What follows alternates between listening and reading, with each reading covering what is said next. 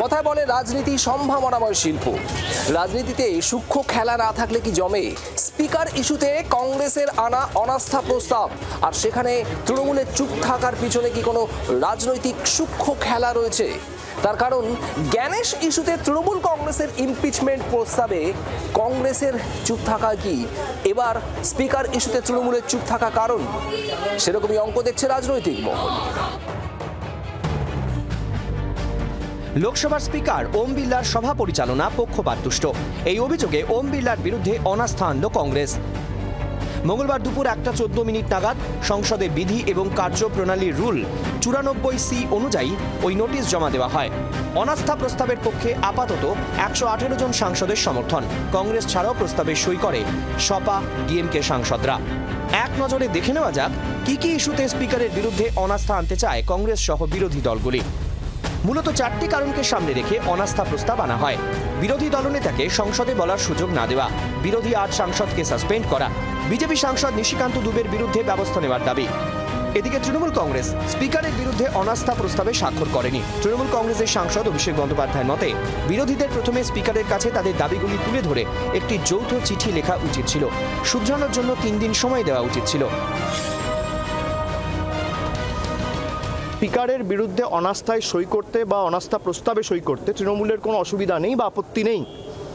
সেই অনাস্থা প্রস্তাবে তৃণমূলের প্রত্যেকটা এমপি, বিশেষ করে লোকসভার যে 28 জন এমপি আছে, সবাই সই করবে।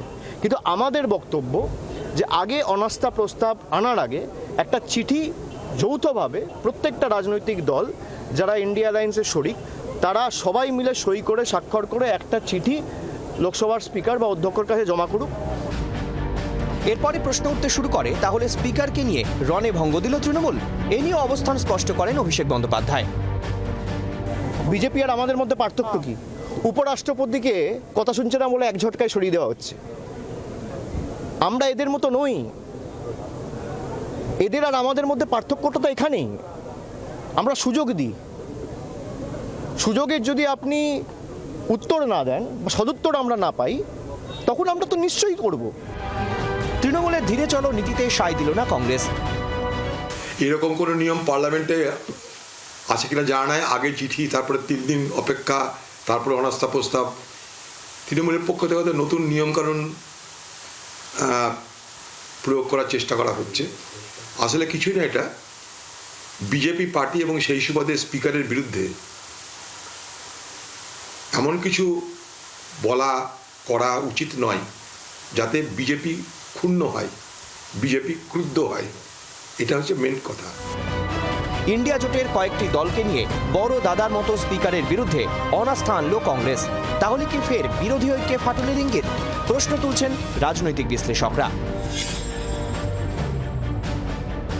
একদিকে যখন লোকসভার স্পিকার ওম বিড়লার বিরুদ্ধে অনাস্থা প্রস্তাব আনতে তোড়জোড় শুরু করেছে কংগ্রেস সহ একাধিক বিরোধী দল, তখন মঙ্গলবার স্পিকারের প্রতি পূর্ণ আস্থা প্রকাশ করে তাকে চিঠি লিখলেন 11 জন বিজেপি সাংসদ।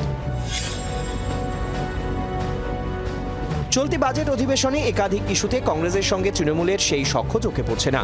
বিশেষ করে দেশের মুখ্য নির্বাচন কমিশনার জ্ঞানেশ কুমারের বিরুদ্ধে ইমপিচমেন্ট আনার ক্ষেত্রে রাহুল গান্ধীর চুপ থাকা মোটেই ভালো চোখে নেয়নি তৃণমূল। পাল্টা হিসেবে এবার সচেতনভাবেই কি স্পিকারের বিরুদ্ধে অনাস্থা আনার ক্ষেত্রে কংগ্রেসের সঙ্গে দূরত্ব তৈরি করে রাখল তৃণমূল? প্রশ্ন তুলছেন রাজনৈতিক বিশ্লেষকরা। ব্যুরো রিপোর্ট, জি 24 ঘন্টা।